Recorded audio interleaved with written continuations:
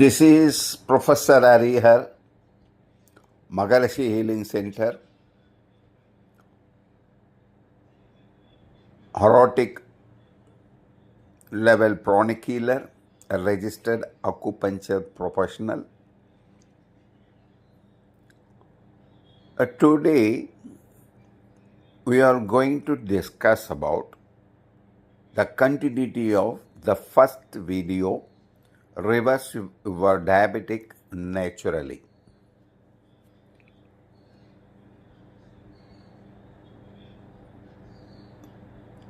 Professor Hariyar பேசுகிறேன், Maharishi healing centre.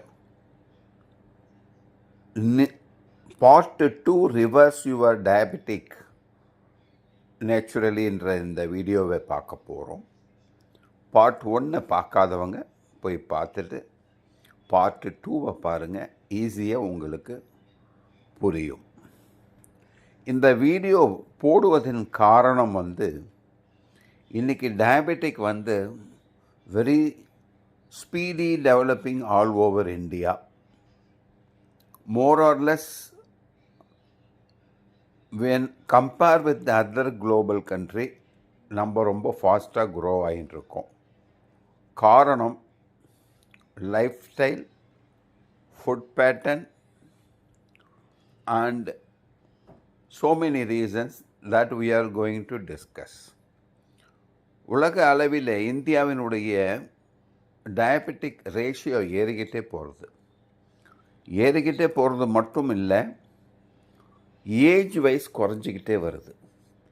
60க்கு மேலே போன டயபெட்டிக் இன்று 40, 35, ஏன் காலேஜ் ஸ்டூடெண்ட்டுக்கே இப்போ டயபெட்டிக் இருக்குது. காரணங்கள் பல இருக்குது. பல காரணங்களை இங்கே நான் டிஸ்கஸ் பண்ண போகிறேன். ஏன் இந்த வீடியோ அப்படின்னாக்கா,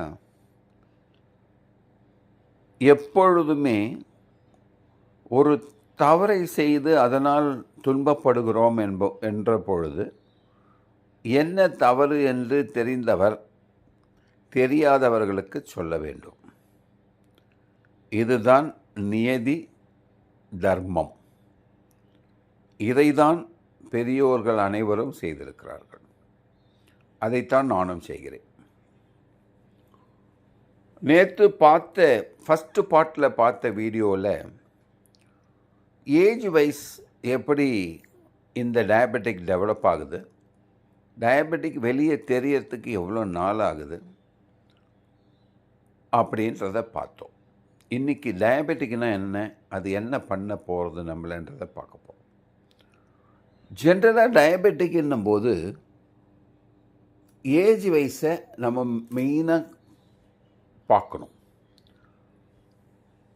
என்னென்ன லெவல்னு நம்ம பார்த்தோம். Pre diabetic, early diabetic, mid diabetic, advance diabetic and end stage diabetic. 5 ஸ்டேஜாக பிரிக்கலாம். நான் சொல்கிற அந்த அன்னோன் பீரியட், நமக்கு தெரியாத ஒரு பீரியட் இருந்ததுன்னா அது ப்ரீ டயபெட்டிக் பீரியட் தான். நான் எர்லி டயபெட்டிக் வர்றதுக்கு முன்னாடி கண்டிப்பாக ப்ரீ டயபெட்டிக் கண்டிப்பாக நான் இருந்திருக்கணும். அதை கவனிக்காமல் இருந்திருக்கணும். அப்பொழுது தான் நான் எர்லி டயபெட்டிக் என்ற அனௌன்ஸ்மெண்ட்டே எனக்கு வரும். எர்லி டயபெட்டிக் அப்படியே டைரெக்டாக வந்துடாது. ப்ரீ டயபெட்டிக்காக ஒரு 1லேருந்து 5 வருஷம் ஓடின பிறகு தான் எர்லி டயபெட்டிக்காக என்னுடைய பாடி சினாரியோ மாறும். இதை தான் நான் பல தடவை சொல்லிகிட்ருக்கேன். இன்றைய நாள்லேருந்து நீங்கள் டயபெட்டிக் பேஷண்ட் இல்லை, உங்களுக்கு முன்னாடியே 5 வருஷமாக அது உங்களோடவே ட்ராவல் பண்ணியிருக்குன்னு சொல்லுவேன். அது ரொம்ப உண்மை. இதை கவனித்து இதை கண்டுபிடிச்சி இதுக்கு வேண்டிய வழிமுறைகளை பார்த்தோமோனால் இந்த ப்ரீ டயபெட்டிக்லேயே நம்ம அதை அரெஸ்ட் பண்ணலாம். வளர விட வேண்டிய அவசியமே இல்லை.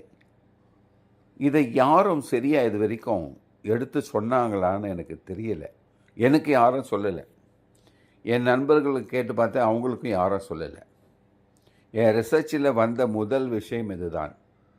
ப்ரீ டயபெட்டிக்குன்னு வரும், அப்போ ஜாக்கிரதையாக இருங்க, அதுலேருந்து வெளியே வந்துடலாம், இது மாதிரி மாற்றுங்க அப்படின்னு இப்போ தான் சிலர் சொல்கிறாங்களே தவிர ஒரு 5-10 வருடங்களுக்கு முன்னாடி ஒன்றுமே இல்லை, ப்ரீ டயபெட்டிக்கே மருந்து கொடுத்துருவாங்க.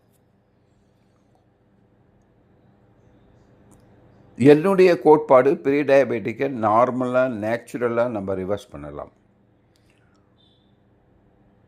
ஏன்னா டயபெட்டிக்ன்றதுனால it is not a disease. இது ஒரு முறையற்ற வாழ்க்கை முறையால் வந்த ஒரு விபரீதம், ஆக்சிடென்ட். முறையற்ற வாழ்க்கை முறை அப்படின்னாக்கா தூங்குகிற நேரத்தில் தூங்குவதில்லை, சாப்பிடும் நேரத்தில் சாப்பிடுவதில்லை, சாப்பிடும் பொழுது சாப்பாட்டில் கவனம் இல்லை,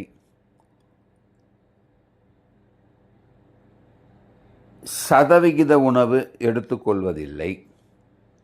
சதவிகித உணவுன்னா என்ன? புரோட்டீன்,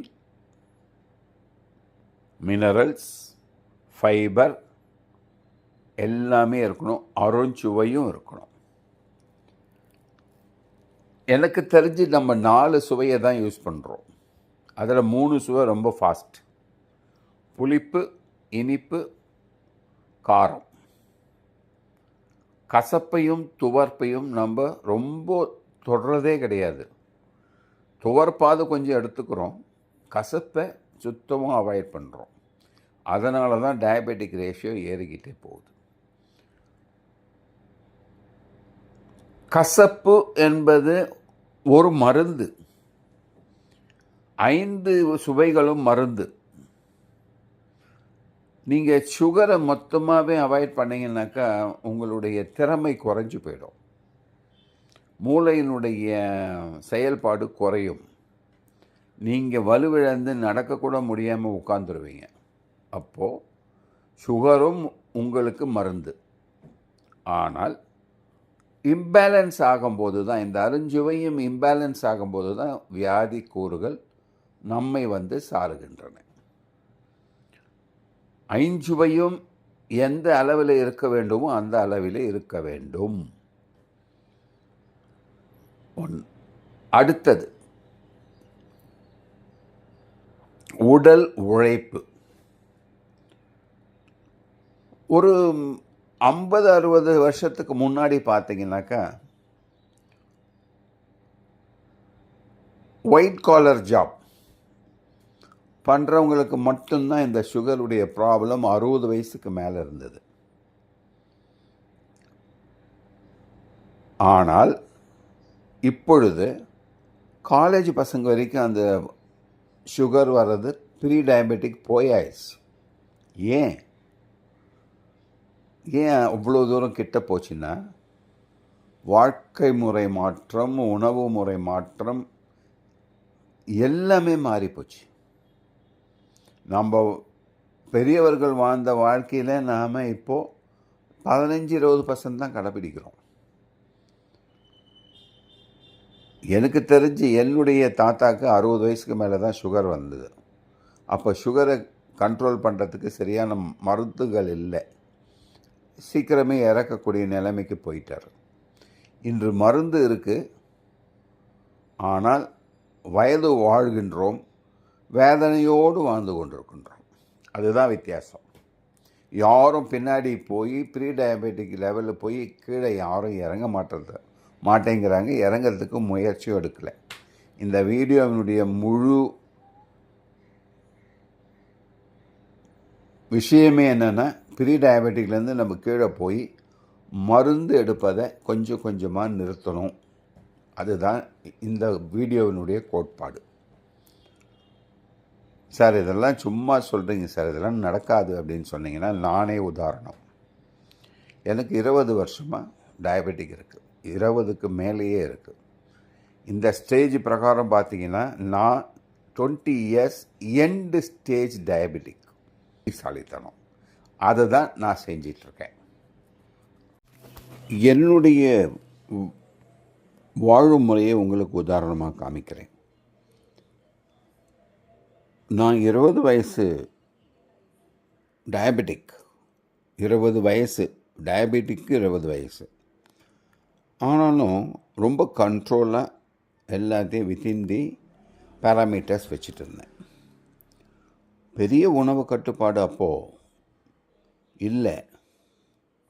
இந்த ரிசர்ச்சுக்கு அப்புறமா தான் இந்த கட்டுப்பாடுகளை வடிவமைத்தேன். அதுக்கப்புறமா என்னுடைய சுகர் லெவல் நான் உங்களுக்கு காமிக்கிறேன் பாருங்கள். அழகாக இருந்தது. Over stress life, over exhausted life style, heavy work எல்லாமே இருந்தது. எதுலேயும் காம்ப்ரமைஸ் பண்ணலை. நல்லாவே போயிட்டு இருந்தது. கொரோனா என்ற நண்பர் வந்த உடனே ஃபஸ்ட்டு ஆன்டிடோஸ் கொடுக்குறாங்க இல்லையா, அது போட்டேன். ரொம்ப நல்லா இருந்தது உடம்பு. அதுக்கப்புறமா செகண்ட் டோஸ் போடும்போது கொஞ்சம் சிரமம் தெரிஞ்சது. செகண்ட் டோஸ் போட்டு ஒரு 2-3 டேஸ்லாம் நடக்க முடியல, மூச்சு விட முடியல. தென் சடன்லி ஹார்ட் பிளாக் ஆகிடுச்சு, 100% ஹார்ட் பிளாக். அப்போது டாக்டர் வந்து கொலஸ்ட்ரால் செக் பண்ணார். Cholesterol normal. சுகர் வந்து லைட்டாக ஹைக்காக இருந்தது. ரொம்ப it's a notified hike only. Salt கம்மியாக இருந்தது, சுகரும் கம்மியாக இருந்தது. சுமார் நார்மலாக இருந்தது, கொஞ்சம் அதிகம். கொலஸ்ட்ரால் நார்மலாக இருந்தது. சுகர் கம்மியாக இருந்தது. பொட்டாசியம் லெவல் நார்மலை விட கொஞ்சம் கம்மி. எல்லாமே பேராமீட்டர்ஸ் எதுவுமே ஹார்ட் அட்டாக்கு சம்மந்தம் இல்லாத பேராமீட்டர்ஸ். ஆனால் ஹார்ட் பிளாக் ஆகிடுச்சு. ஏன்னா அந்த மருந்தினுடைய தன்மை அது ஹார்ட்டை பிளாக் பண்ணிடுச்சு. அதுக்கப்புறமா ஆஸ்ட்ரோஜெனிக்காக்கு நான் மெயில் போட்டு அவங்க வெப்சைட் அனுப்பிச்சு அவங்களும் சொன்னாங்க இது ரிலாக்ஸன் 1 நடக்கும் அப்படின்னு. அதுக்கப்புறமா இதெல்லாம் வீடியோலேயே வந்தது, நியூஸ்லேயே வந்தது. நிறைய யூடியூப் இதில் கம்ப்ளைண்ட் பண்ணியிருந்தாங்க, எனக்கு இது மாதிரி ஆச்சு, எனக்கு இது மாதிரி ஆச்சுன்னு. இதுதான் நடந்தது. இந்த பேராமீட்டர்ஸை நீங்கள் மெயின்டைன் பண்ண என்னுடைய சுகர் டயபெட்டிக் அளவு வந்து ஸ்டாண்டர்டாக ஆஃப்டர் ஆப்ரேஷன் 6 இயர்ஸாக ஒரே ஸ்டேட்டஸ் கோவில் மெயின்டைன் பண்ணிட்டு வரேன். அப்படியே ஒரு ஆக்சலேஷன் இருக்கும். 7.5 7.6 இருந்த HbA1c இப்போது 6க்குள்ளே எடுத்துகிட்டு வந்தாச்சு. 6க்குள்ளே வந்தால் it is not a diabetic. 5.5 to 6 இருந்தால் நாட் எ டயபெட்டிக். பெரிய டயபெட்டிக்கே இல்லை. ஃபாஸ்டிங் சுகர் வந்து 100, நான் 80 தான் மெயின்டைன் பண்ணுறேன். தெரியும் அது கம்மின்னு தெரியும், இருந்தாலும் போதும் அப்படின்னு மெயின்டைன் பண்ணுறேன். சில சமயத்தில் 100க்கு எடுத்துகிட்டு போவேன். ஆஃப்டர் ஃபுட் 140 to 160 அது இருக்கும். 140 இந்த ஏஜுக்கு பரவாயில்ல, நார்மல் வந்து 120. இதுதான் கான்செப்ட். இதை நான் உங்களுக்கு ப்ரூஃபாகவே கொடுத்துருக்கேன். ஏன்னா ரிவர்சபிள் என்பது பாசிபிள். எப்போ பாசிபிள்? நமது மனம், உடல், நாக்கு இது 3 ஒத்துழைத்தால் தேவையில்லாத மருந்துகளை சாப்பிட்டு உடம்பை புண்ணாக்கிக்க வேண்டாம். வகுக்கப்பட்ட 120 வயசு வாழ முடியலனாலும் உடல் வலிமையோடு மன வலிமையோடு நீங்கள் கடைசி நாள் வரைக்கும் ஆரோக்கியமாக வாழ்ந்து வாழ்க்கையை முடிக்கலாம். அதுக்காக தான் இந்த வீடியோ. இதுதான் இதனுடைய சீக்ரெட். அடுத்த லெவலுக்கு போவோம். ரிவர்ஸ் பண்ணலான்றதுக்கு நானே உதாரணம்னு உங்களுக்கு சொல்லிட்டேன். அடுத்தது, இந்த டயபெட்டிக் வந்தால் என்னென்னலாம் ஆகும்னு நம்ம தெரிஞ்சுக்கிட்டா தான் நம்ம ஒழுங்காக இதிலேருந்து வெளியே வரத்துக்கு முயற்சி எடுப்போம். இல்லை என்றால் அது பாட்டுக்கு அது இருக்கட்டும், நான் பாட்டுக்கு நான் இருக்கிறேன்னு போயிட்டே இருப்போம். அந்த சர்க்கரை வியாதி, நீரிழிவு நோய் முதல்ல எந்தெந்த சிஸ்டத்தை அழிக்குதுன்னு பார்ப்போம். ஸ்கெலட்டன் சிஸ்டத்தை அழிச்சிரும், தோலை அழிச்சிரும், சதபாகத்தை அழிக்க ஆரம்பிக்கும், நர்வ் சிஸ்டத்தை அழிக்க ஆரம்பிக்கும், சுரப்பிகள் நாளமில்லா எண்டோக்ரைன் சிஸ்டத்தை அழிச்சிடும். எண்டோக்ரைன் சிஸ்டம் அழிஞ்சு போச்சுன்னா எதுவுமே பண்ண முடியாது. எண்டோக்ரைன் சிஸ்டத்துக்கும் உங்களுக்கு சாம்பிளுக்கு ஒன்று சொல்கிறேன். வாயில் சுரக்கும் உமிழ்நீர், பேங்க்ரியாஸ் ஜூஸ் சுரக்கக்கூடிய இன்சுலின், இதெல்லாம் எண்டோக்ரைன் ஜூஸ் தான். அப்புறமா இருதய அடைப்பு, லிம்பாட்டிக் நோட்ஸ்ன்றது உங்கள் உடம்பில் இருக்கிற கழிவுகளை உங்கள் மலக்குடலும் மூத்திரக்குடலும் மட்டும் வெளியே தள்ளலை. லிம்பாட்டிக் சிஸ்டம் ஒர்க் பண்ணுறதுனால தான் உங்கள் மல கழிவுகளும் மூத்திர கழிவுகளும் நடைபெறுகிறது. இந்த லிம்பாட்டிக் சிஸ்டம் எல்லா வைரஸ் எடுத்துன்னு அவங்கக்கிட்ட கொடுத்துட்றாங்க, கிட்னிகிட்ட கொடுத்துட்றாங்க. அவங்க தான் க்ளீன் பண்ணி அனுப்புகிறாங்க. இந்த லிம்பாட்டிக் சிஸ்டம் ஃபெயிலியர் ஆச்சுன்னா உங்கள் உடம்பு ஃபுல்லாக அங்கே பாக்டீரியாஸ் நிற்கும். என்னுடைய இயற்கை மருத்துவ முறையிலே நான் ஃபஸ்ட்டு பார்த்த பேஷண்ட் யாருன்னா லிம்பாட்டிக் ஃபெயிலியர் பேஷண்ட் தான். லிம்பாட்டிக் சிஸ்டம் சுத்தமாக அவருக்கு ஃபெயிலியராக இருந்தது. ஏன்னா அவர் கேன்சர் பேஷண்ட்டுக்கு எப்போவுமே லிம்பாட்டிக் சிஸ்டம் ஃபெயிலியர் ஆகிடும். லிம்பாட்டிக் சிஸ்டம் ஃபெயிலியர் ஆகும்போது தான் கேன்சருடைய டெவலப்மெண்ட்டு நிறைய இருக்குது. அடுத்தது ரெஸ்பிரேட்டரி சிஸ்டம், மூச்சு குழல் மொத்தமே அடைபட்டு மூச்சு விட சுவாசத்தை விட கஷ்டப்படுவாங்க. இதெல்லாம் இதனுடைய டயபெட்டிக்கினுடைய பெரிய வரப்பிரசாதம், நம்மளுக்கு கொடுக்குற கிஃப்ட். போன் உங்களுக்கு இருக்கிற ஸ்ட்ரென்த்தை விட பூச்சி அரிச்சா மாதிரி அரிச்சிடும். ஏன் தெரியுமா? டயபெட்டிக் பேஷண்ட் எல்லாருக்குமே ரத்தம் எப்படி இருக்கும்? சக்கரை பாகு மாதிரி இருக்கும். அது அவங்களுடைய சக்கரை அளவை பொறுத்து அந்த சக்கரை பாகுனுடைய திக்னஸ் இருக்கும். அதுக்கு தான் டயபெட்டிஸ் பேஷண்ட் எல்லாருக்குமே பிளட் தின்னரை கொடுப்பாங்க, ஆஸ்பிரின் இது மாதிரி ஐட்டங்களை கொடுப்பாங்க. ஏன்னா இன்சுலின் சரியாக இல்லாததுனால இரத்தத்திலே உணவினால் சேகரிக்கப்பட்ட உணவினால் மாற்றப்பெறப்பட்ட குளுக்கோஸ் இரத்தத்திலே கலந்து செல்களுக்கு டிஸ்ட்ரிபியூட் பண்ணுவதற்காக செல்லும் பொழுது அங்கு இன்சுலின் குறைபாடு ஏற்படுவதால், இன்சுலின் இல்லாத காரணத்தினால் செல்கள் சுகரை குளுக்கோஸை தன்னுள்ளே கிரகிக்க மறுக்கிறது. கிரகிக்க மறுப்பது மட்டுமல்ல, அது தனக்கு வேண்டிய பொருள் என்று தெரியவில்லை. ஏன்னா அங்கே இன்சுலின் இல்லை. இன்சுலின் தான் இண்டிகேட்டர். உனக்கு உணவு வந்திருக்குதுன்னு கதவை தட்டுறது இன்சுலின் தான். அப்போ தான் அது செல்லு கதவை திறந்து சுகரை வாங்கிக்கும், குளுக்கோஸை வாங்கிக்கும். அது எனர்ஜியாக ஆகிடும். இன்னும் நம்மளை நிறைய வேலை செய்ய வைக்கும், வளர்ச்சி அடையும், உடல் வலுப்பெறும். இது நடக்காததுனால தான் எலும்பு தேஞ்சு போகுது, நரம்பு தேஞ்சு போகுது, சதைகள் லூஸாகி தொங்க ஆரம்பிக்குது, வலுவிழந்து எல்லாமே நடைபெறும். ஜாயின்ஸு ஃபுல்லாக போயிட்டு நடக்க முடியாமல் உட்காந்துருவாங்க. இதுதான் நடக்குது. ஒரு டயபெட்டிக் பேஷண்ட்டுன்னா நான் கேன்சர் பேஷண்ட்டை விட ரொம்ப ஜாக்கிரதையாக பாருங்கன்னு சொல்லுவேன். கேன்சர் பேஷண்ட்டு நிவர்த்தியாகி வந்துடலாம், மருந்துகள் வந்துடுச்சு. ஆனால் டயபெட்டிக் பேஷண்ட் நீ கண்ட்ரோல் இருந்தால் தான் வர முடியும். மருந்துனால் உன்னை கண்ட்ரோலே பண்ண முடியாது.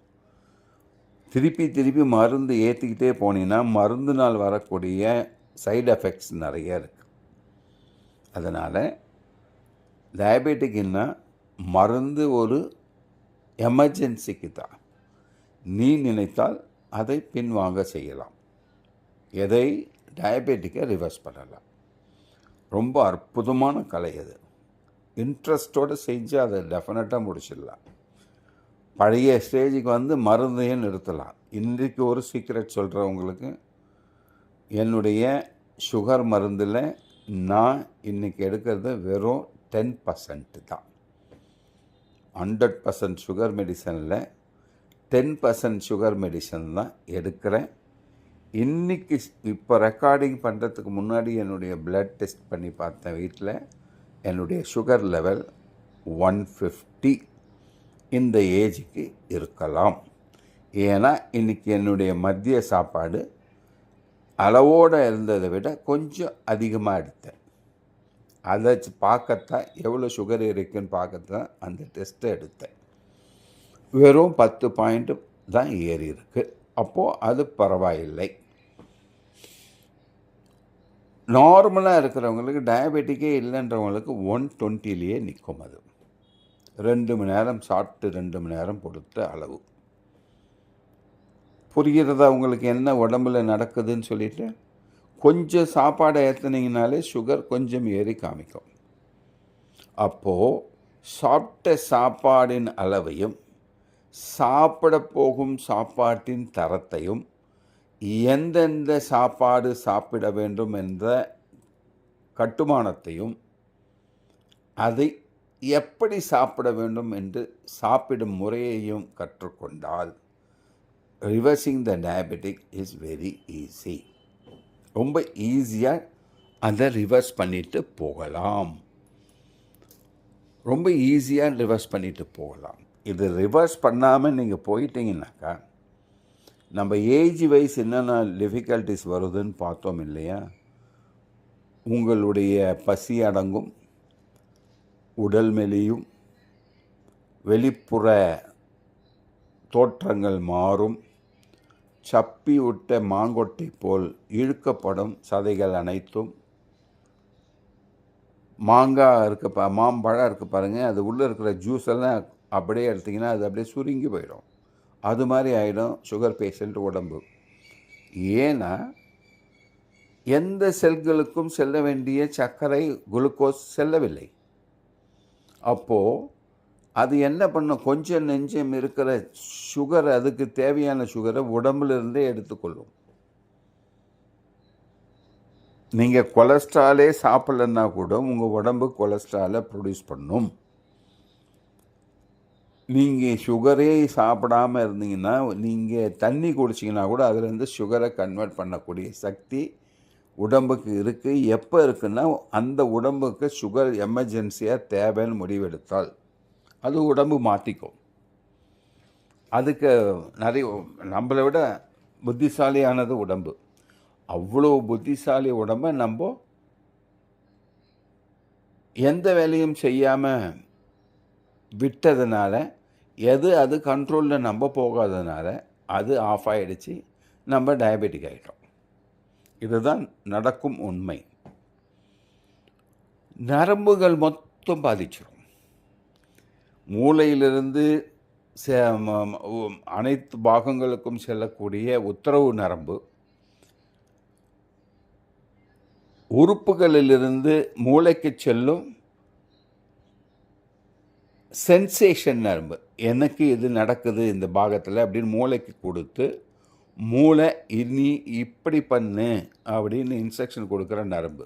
இந்த 2 நரம்புமே செயல இருந்தாக்கா உங்களுக்கு காலில் நெருப்பு வச்சா கூட என்னான்னு தெரியாமல் அப்படியே பார்த்துட்ருப்பீங்க.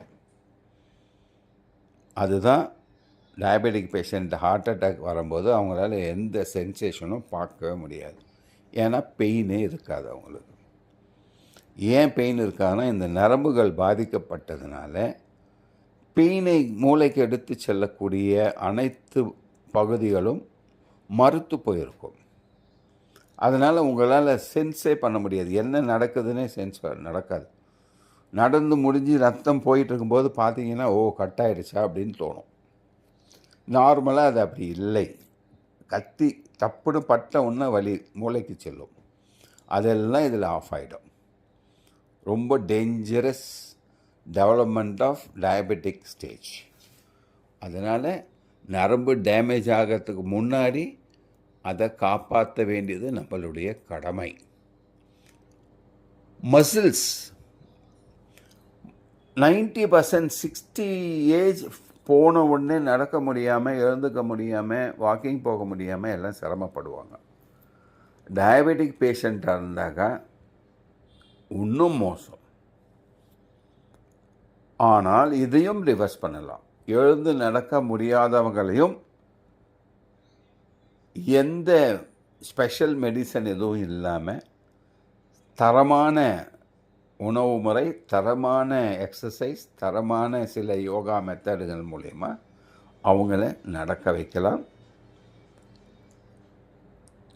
இதையும் செய்ய முடியும். ஆனால் மஸ்குலர் சிஸ்டம் பலமானதாக வைக்கணும். நான் சொல்லும் எல்லா முறைகளும் டயபெட்டிக்கை ரிவர்ஸ் பண்ணலாம்.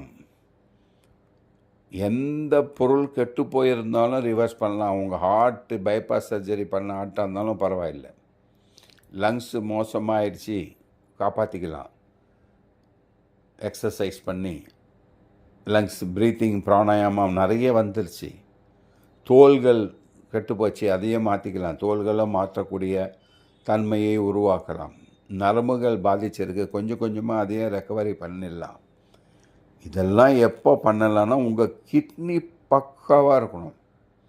உங்கள் கிட்னி போயிடுச்சுன்னு வச்சுங்க, உங்கள் கிட்னி பலமிழந்து விட்டது, உங்கள் கிட்னி ஆஃப் தான் வேலை செய்யுது, இல்லை குவார்ட்ரு தான் வேலை செய்யுது, 25% தான் உங்கள் கிட்னி வேலை செய்யுது அப்படின்னா இதை செய்வது கடினம். ஏன்னா கிட்னி டேமேஜ் ஆக ஆக ஆக ஆக உங்களுடைய எல்லா சிஸ்டமுமே அதற்கு தகுந்தாற்போல் மாற்றப்பட வேண்டும். அது இன்னும் சிரமம் எடுத்து செஞ்சு கிட்னியை முதல்ல காப்பாற்றி அப்போ உங்கள் உடம்பை காப்பாற்றலாம். அதையும் செய்யலாம். ஆனால் நான் சொல்லும் விஷயம் என்னவென்றால், உங்கள் கிட்னி பழுதடைவதற்கு முன்னால் இதெல்லாம் செஞ்சிருங்க. நீங்கள் கிட்னி டேமேஜ் பண்ணுற அளவுக்கு நீங்கள் போக வேண்டிய அவசியம் இல்லை. அடுத்ததாக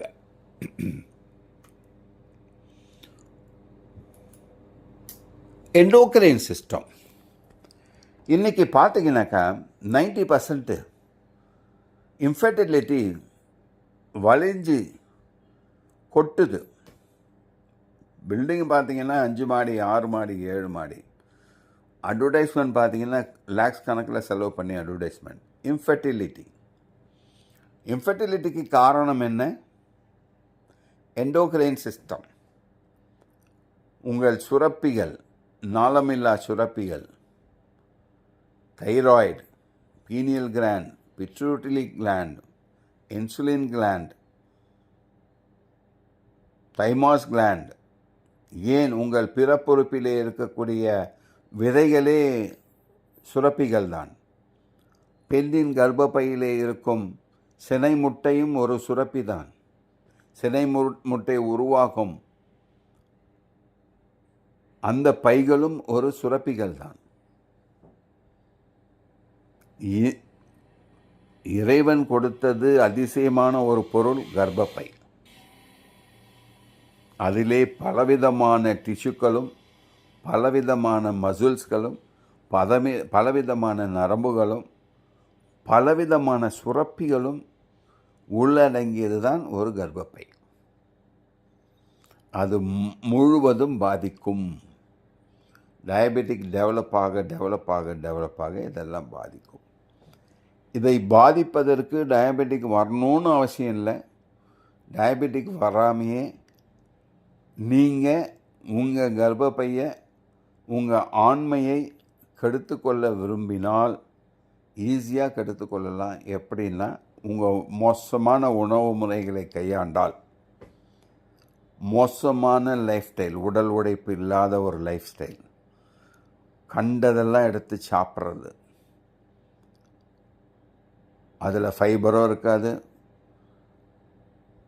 நேச்சுரல் இன்க்ரீடியண்ட்டும் இருக்காது. ஒன்றையும் ஒரு கார்போஹைட்ரேட் இருக்கும், இல்லைன்னா சுகர் இருக்கும், இல்லைன்னா சால்ட் இருக்கும், இல்லைன்னா ஆயில் ஃப்ரை இருக்கும், இல்லைன்னா ஊறுபட்ட கெமிக்கல், அதில் உப்பு இருக்கும். இதை சாப்பிட்டீங்கனாலே இதெல்லாம் நீங்கள் ஈஸியாக கெடுத்துக்கலாம். தனியாக யாரும் இதை செய்யணுன்னு அவசியம் இல்லை. இதை சாப்பிட்டாலே அது கெட்டுப்போகும். சாப்பிட்டுட்டு நல்லா தூங்குனீங்கனாலே உங்கள் ஆண்மை, உங்கள் கர்ப்பப்பை, உங்கள் தைராய்டு எல்லாமே கோவிந்தா. அதனால் உங்கள் உடலை பாதுகாக்க வேண்டுமென்றால் முதலில் நீங்கள் பாதுகாக்க வேண்டிய ஒரு இடம் ஒன்று இருக்குது. அது உங்கள் வாய். உங்கள் வாயை பாதுகாப்பாக வச்சிங்கன்னா உங்கள் உடம்பு பாதுகாப்பாக இருக்கும். உண்ணும் உணவு தான் உங்களுக்கு வலிமை சேர்க்கக்கூடியதும் உங்களை அழிக்க செய்யக்கூடியதும் ஒரு நீங்களாகவே செய்து கொள்ளக்கூடிய ஒரு வழிமுறை. உங்களுக்கு எதிரி உங்கள் உணவு, உங்களுக்கு நண்பன் உங்கள் உணவு. நண்பன் என்ற உணவை நீங்கள் உட்கொண்டால் உடல் வலிமை பெற்று ஆனந்தமாக வாழ்ந்து, டயபெட்டிக் இல்லை, எந்த வியாதியும் இல்லாமலே இறைவனால் அளிக்கப்பட்ட 120 வயசை நீங்கள் முடிக்க முடியும். 120 வயசு எல்லாருக்கும் டிசைட் பண்ணியிருக்காங்க. டிசைட் பண்ணல, கணக்கு. அந்த கணக்கை முடித்தா தான் அடுத்த கர்மான்றது ஒன்று வரும். அந்த தியரிக்கு நம்ம போக வேண்டாம். ஆரோக்கியமான உணவு ஆனந்த வாழ்க்கை. ஆனந்த வாழ்க்கைக்கு ஆரோக்கியமான உணவிற்கு, ஆரோக்கியமான உடலுக்கு ஆரோக்கியமான உணவு ஆனந்தத்துடன் சாப்பிட வேண்டும். நீங்கள் எதை நினைக்கிறீங்களோ அதுவாகவே மாறுவீர்கள். இது தியரி. நீங்கள் அந்த உணவை ஆனந்தமாக எடுத்து சாப்பிட்டீங்கன்னா அந்த உணவின் மூலியமாக உங்களுக்கு ஆரோக்கியமும் ஆனந்தமும் கிடைக்கும். ஐயோ, நான் பரோட்டா சாப்பிட முடியலையேன்னு கஷ்டப்பட்டுக்கிட்டு எண்ணெய் இல்லாத சப்பாத்தியை சாப்பிட்டாலோ எண்ணெய் இல்லாமல் கல் தோசை சாப்பிட்டாலோ உங்களுக்கு உடம்பு பலம் பெற நாள் எடுக்கும். நான் சாப்பிடும் பொருள் ஆனந்தமாகவும் ஆரோக்கியமாக இருக்கிறது என்று நீங்கள் நினச்சி சாப்பிட்டீங்கன்னா டபுள் டைம் உங்களுக்கு ஆனந்தத்தையும் ஆரோக்கியத்தையும் அது உள்ளளிக்கும். ஏன்னா நீங்கள் உள்ளே கொடுக்கும்போதே அதுக்கு இன்ஜெக்ஷன் போட்டு அனுப்புகிறீங்க. ஆனந்தம் என்ற இன்ஜெக்ஷனையும் ஆரோக்கியம் என்ற இன்ஜெக்ஷனையும். அதை போடாமல் ஐயோ பரோட்டா சாப்பிட முடியலையே நெகட்டிவ் இன்ஜெக்ஷன் போட்டு அனுப்பிச்சிங்கன்னா அது நெகட்டிவாக தான் போய் உள்ளே வேலை செய்யும். இதுக்கு உதாரணங்கள் இருக்கா, இதுக்கு சாட்சி இருக்கான்னு கேட்கலாம். அவர்களே சாட்சி. அதுக்கு செஞ்சு பாருங்கள், அப்புறமா தெரியும். நிறைய ரிசர்ச்சில் சொல்லிடுச்சு. சாப்பிடும்போது டயபெட்டிக்கு ஃபஸ்ட்டு ஸ்டெப்பு என்ன தெரியுங்களா? சாப்பிட்றதுக்கு டயபெட்டிக் ரிவர்ஸ் பண்ணணுன்னா என்ன தெரியுமா? ஃபஸ்ட்டு ஸ்டெப்பு, சாப்பிடும்போது பேசக்கூடாது. சாப்பிடும்போது செல்ஃபோன் பார்க்கக்கூடாது. சாப்பிடும்போது டிவி பார்க்கக்கூடாது. சாப்பிடும்போது பையன்கிட்டையும் பொண்டாட்டிக்கிட்டையும் சண்டை போடக்கூடாது. யார் சண்டை போட்டாலும் யார் பேசினாலும் நீங்கள் அமைதியாக சாப்பிட்ற மாதிரி உங்களை பழக்கப்படுத்தீங்க. First secret. இது கடைசி வீடியோவில் சொல்லலான்னு இருந்தேன், இப்போ சொல்லிட்டேன். ஃபஸ்ட்டு சீக்ரெட், உணவை உண்ணும் முறையில் மாற்றம். அது ஒரு பெரிய பைப்லைன் செக்ஷனே இருக்குது. அதை நான் ஒன் பை ஒன் சொன்னால் தான் உங்களுக்கு புரியும். நம்ம என்ன தப்பு பண்ணுறோம், எப்படி நம்மளுக்கு டயபெட்டிக் வந்ததுன்னு உங்களுக்கு தெரியும். உணவு முறையை சாப்பிடுவதனால்தான், உணவு சாப்பிடும் முறையால் தான் டயபெட்டிக்கே ஃபஸ்ட்டு ஸ்டார்ட் ஆகுது. அந்த சாப்பிடும் முறையிலே மாற்றங்களை எடுத்து வருவது முதல் ஸ்டெப். அடுத்த ஸ்டெப்பு வரிசையாக நான் உங்களுக்கு ஒரே சீரியலாக அடுத்த வீடியோவில் சொல்லி முடிச்சிடுறேன். நன்றி, வணக்கம். இந்த வீடியோ உங்களுக்கு பலனளிக்கும் என்ற நம்பிக்கையில் ஆனந்தத்துடன் இதை முடித்துக்கொள்கின்றேன். ப்ரொஃபஸர் அரியர், அரோட்டிக் level chronic healer, registered acupuncture practitioner, corporate consultant. Thank you very much.